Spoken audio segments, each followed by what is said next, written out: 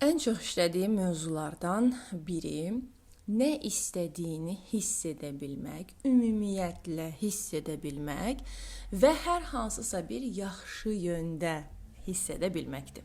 Çünki insanın bütün nəyi hədəfi varsa, nəyə çatmaq istəyirsə, bunun kökündə həmişə nə var, nə isə hiss edə bilmək. Hər hansı bir layihəm alınsın deyəndə, kökünə gedəndə görürük ki, orada nə var?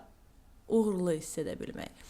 Və yaxud da ki, nəyisə bacarım, kökündə nə var? Sevildiyini hiss etmək, qəbul olunduğunu hiss etmək və s. və s. Hiss etmək və yenə də hiss etmək. Ona görə hər hansı bir hissi yaşamaqda çətinlik varsa, insan çalışır ki, həyatda nəyisə edə bilsin ki, onun qarşılığı olaraq yaxşı bir şeylər hiss edə bilsin. Burada bir vacib nüans var. İnsan yaxşı hiss edə bilməyəndə həqiqətən də möhtəşəm işlər yaratma ehtimalı biraz çətindir.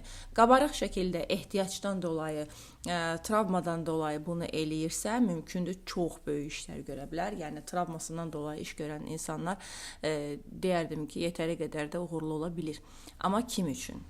Özü üçün uğurlu ola bilirmi? Yəni içində hiss etdiyini ifadə etsə, o biz kənardan gördüyümüz uğur ilə onun içəridə hiss etdiyi o uğura çatdım hissi bərabərdirmi? Çox təəssüf ki, bu nadir hallarda belə olur. Hansı situasiyalarda biz deyə bilərik ki, insanlar həqiqətən də özlərini yaxşı hiss edir və kənardan da biz ona uğurlu deyə bilirik. İnsan bunu içdən edə bildiyində və nə isə hiss etmək üçün çalışıramdan çıxıb, mən həm hiss edirəm, həm bunu daha da güclü hiss etmək üçün edirəm. Yəni məsələn mən bunu ya sevgini, ya uğuru, ya bu yaradıcılıq enerjisini və yaxud da ki, fərqi yoxdur, hər hansı bir işlə bağlı olsun. Hətta mən riyaziyyatı sevirəm, maliyyə hesablamasını sevirəm. Bunu daha da çox qabarıq həyatımda tətbiq etmək istəyirəm və bu sayədə uğurlu olmaq istəyirəm deyə bilər. Heç bir fərqi yoxdur. Hər hansısa bir çatmaq istədiyimiz hər şey bizim duyğularımıza bağlı olur və duyğularımız nə qədər yaxşı inkişaf edirsə, biz etdiklərimizi də doya-doya yaşaya bilirik və yaşadığımızı hiss edə bilirik və o işlə daha keyfiyyətli şəkildə həzz ala bilirik. Biz istəsək də, istəməsək də biz işləyirik, hamımız çalışırıq ki, maddi durumumuz yaxşı olsun, nələrsə qazanaq, həyatımızda nələrsə olsun və bunu görməzdən gəlirik bəzən və yaxud da ki, aşırı dərəcədə çox fikrimizi verdiyimiz üçün duyğu spektrimizi görməzdən gəlirik.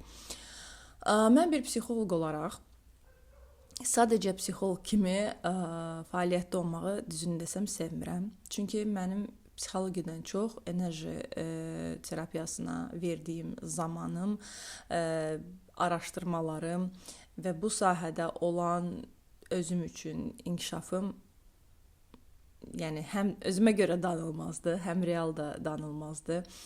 Bu sahədə çox çalışmışam, çox araşdırmışam, çox oxumuşam və istəmişəm ki, maksimal dərəcədə bu mənim maraq dairəm, həm hobbim olub, həm işim olub, həm fəaliyyətim olub, həm missiyam olub. Bilmirəm. Həyatımın hər bir sahəsində bu enerji ilə işləmək var.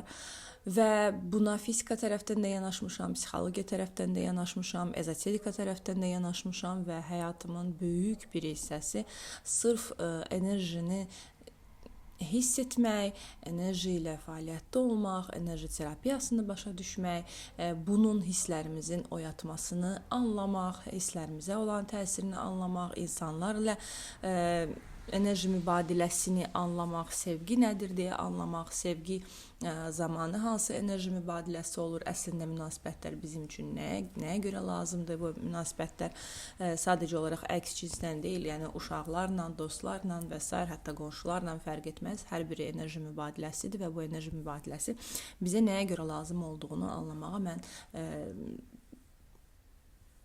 həyatımın böyük bir hissəsini sərf etmişəm deyə bilərik. Və ona görə də sadəcə psixoloq olmağı sevmirəm. Mən enerji terapeutiyəm, amma mən Reiki-də, bilmirəm məlumatınız varsa ya yox, Reiki-də əllə şəfalanma prosesi olur, məsafədən şəfalanma prosesi olur və s. Bu bizim müəllim kimi edə biləcəklərimizə aiddir. Amma mən müəllim kimi çalışıram və istəyirəm və bunun üzərində də işləyirəm. Tələbələrim də var və olmasına, daha da çox olmasına çalışıram. Nəyə görə? Ona görə ki, yox ki, mən daha varlı olmaq istəyirəm. Təbii ki, hamı istəyir onun pulu olsun, amma eyni zamanda mən bu pulu sırf insanların özlərinə şəfa ola bilməsi yolunda qazanmaq istəyirəm. Mən istəyirəm ki, onlar daha çox gözəllik yaşaya bilsin, daha yaxşı hiss edə bilsin, özlərini daha çox kəşf edə bilsin və bu da mənim həyatıma öz zənginliyimi gətirsin. Çünki insan sevdiyi işlə məşğul olanda nəinki onun bərəkətinə müsbət təsir edir, eyni zamanda onun ölümsüz ruhuna da müsbət təsir edir. Ona görə də həmişə sevdiyimiz işlə məşğul olmalıyıq deyə hər yerdə bu deyilir. Sevdiyimiz işlə məşğul olmaq demək sadəcə olaraq özümüz üçün məşğul olacağımız bir iş deyil. Bizim hər bir öyrəndiyimiz, hər bir özümüz üçün elədiyimiz bir kəşf belə həyata təsir edir. Çünki biz ümumi enerji sahəsinin içindəyik və sadəcə bir otaqda oturub əgər özümüz üçün də nəyisə anlayırıqsa, bu enerji sahəsinə də təsir edə bilir. Bu buynuz nədirsə buradan çıxır. Yəni demək istədiyim odur ki, mən enerji və dəyişim proqramını əsasən nəyə görə edirəm? Çünki insan psixoloji olaraq da inkişaf etməlidir, emosional olaraq da inkişaf etməlidir, enerji baxımından da inkişaf etməlidir və üzərində işləməlidir. Bu məcburiyyət deyil, amma daha keyfiyyətli yaşam üçün, daha həyatı çox hiss edə bilməyimiz üçün bu hər birimizə lazımdır. Yaşından da asılı olmayaraq lazımdır deyərdim. Təbii ki, yaşlaşdıqca o müdriklik, bəzi həyatda gördüklərimiz, təcrübə və s. buna kömək edir və bunu biz daha keyfiyyətli anlaya bilirik. Amma içimizdə bəzi şeylər təbii ki, həll olunmamış qaldığına görə bizə çətinlik yarada bilir. Psixoloqdan bunu işləyəndə daha çox zaman alır və daha çox yaralar, belə deyək, açılır, daha çox danışılır və s. və bu bəzən çıxmaz bir yola dönüşür.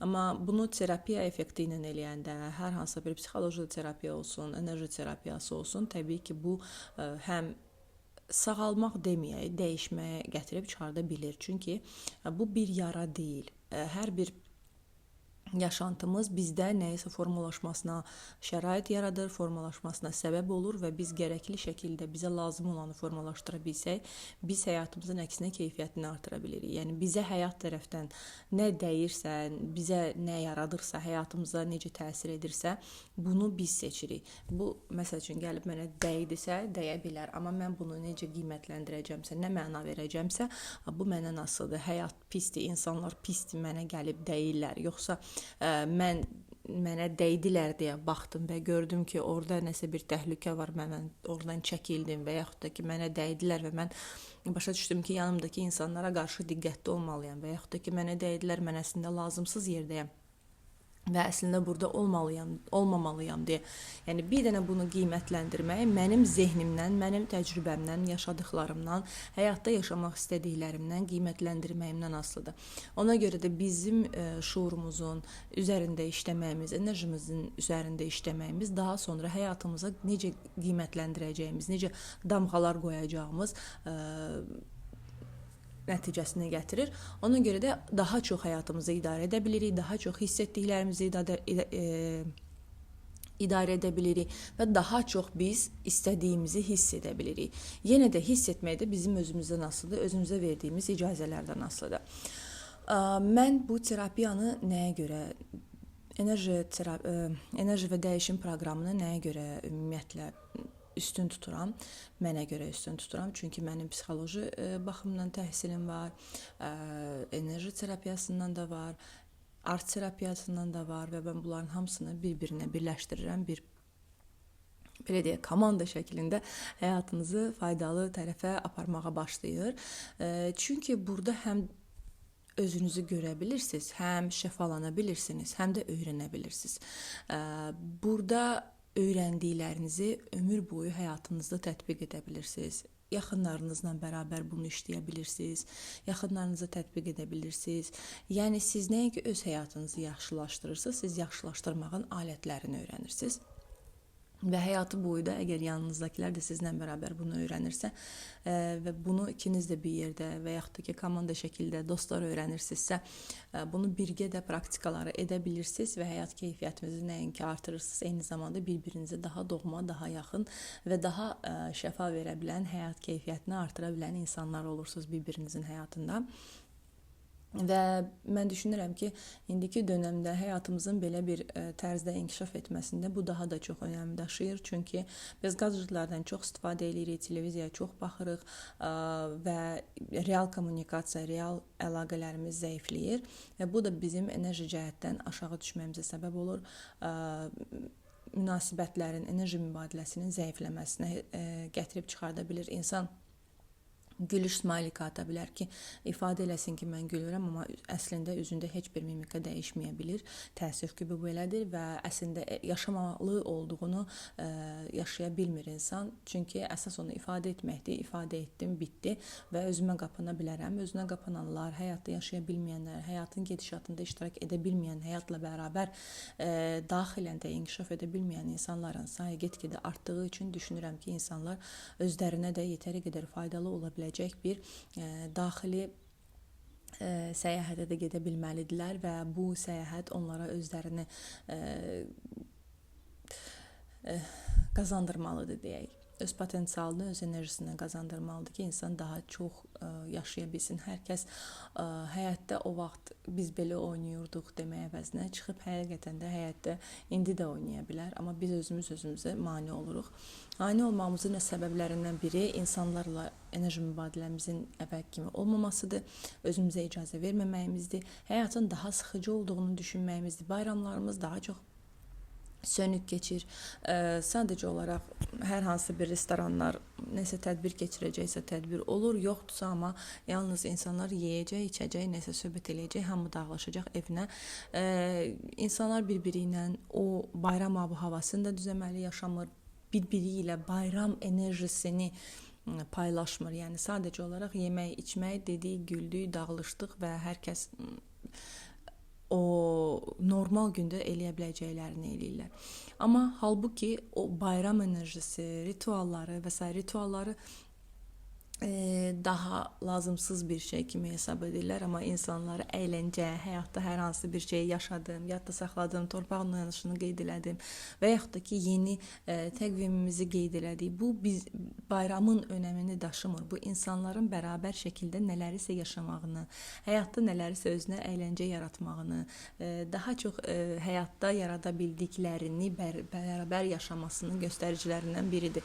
Çünki adi rutin həyatı hamı yaşayır onsuz, amma rutindən kənar ola biləcək bir şeylərə belə insanların enerjisinin kifayət etməməsi əslində xoş bir keçid deyil. Ona görə həyatı canlı saxlamaq, özümüzü canlı saxlamaq, enerjimizi canlı saxlamaq mən düşünürəm ki, bizim etməli olduğumuz nüanslardan biridir ki, itib getməsin bu yaşamaq eşqimiz, bir-birindən paylaşa biləcəyimiz, yüksək keyfiyyətdə ola biləcək enerjilər.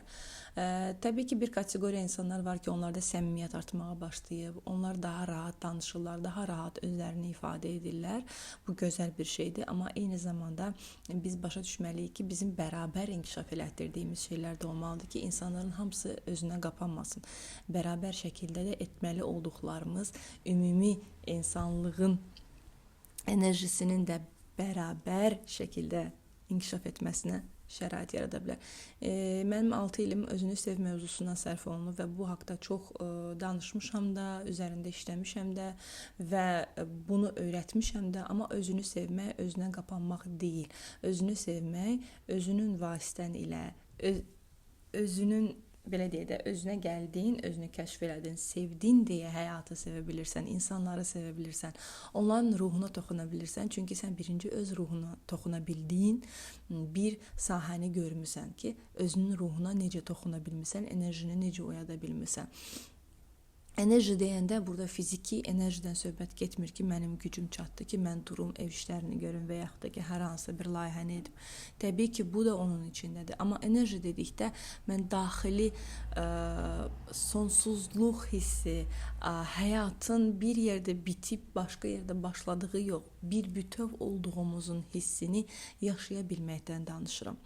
Enerji ruhumuzu hiss etməyimiz, sonsuz bir belə deyə yaşayışa sahib olan ruhumuz, bədəndən bədənə keçən ruhumuz ola bilər. Hansı dərinlikdə istifadə edirsiniz, hansı dərinlikdə hiss edirsiniz, hansı dərinlikdə yaşamaq istəyirsinizsə, bu sizə aiddir. Amma ruhunu hiss etmək, qarşındakı insanın ruhunu hiss etmək, bərabər şəkildə ruhunuzu hiss edərək yaşamağın zövqünü sizə heç bir film və yaxud da ki, oyun və yaxud da ki, sadəcə oturub yemək verə bilməz. Həyatınızı ən gözəl şəkildə yaşayaq və bunun üzərində də işləyək. Öz üzərində işləmək istəyirsinizsə, nə mənada işləmək? Daha çox yaşamaq, daha çox ruhumla yaşayıram, var oluram deyə bilmək üçün enerji dəyişim proqramına qoşulun, bir yerdə üzərinizə işləyək və həyat keyfiyyətimizi artıraq. Həm sizin, həm bizim, həm hamımızın həyat keyfiyyəti enerji cəhətdən də yüksək olsun.